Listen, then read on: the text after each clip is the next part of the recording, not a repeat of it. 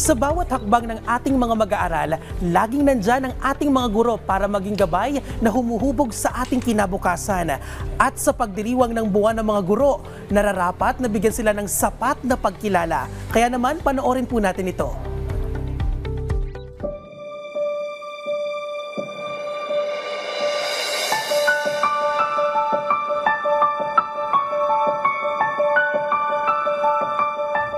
National Teachers Month ay isang mahalagang pagkakataon sa Pilipinas upang kilalanin at pasalamatan ang mga guro sa kanilang walang kondisyong serbisyo at dedikasyon sa edukasyon ng bawat Pilipino.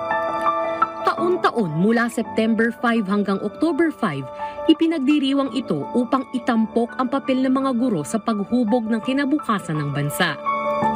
Dahil sa kabila ng mga hamon at kakulangan sa mga pasilidad, patuloy na nagbibigay ng inspirasyon at gabay ang mga guro sa kanilang mga estudyante. At sa Pilipinas, bilang pagunita sa National Teachers Month, iba't ibang aktibidad ang isinasagawa sa mga paaralan, lokal na pamahalaan at buong komunidad. May mga programa at seremonya na naglalayong ipakita ang pasasalamat sa mga guro. Ang mga mag-aaral, magulang at mga miyembro ng komunidad ay nakikilahok sa mga gawaing ito upang ipahayag ang kanilang respeto at pagmamahal sa mga guro. Salamat! Salamat mga bata!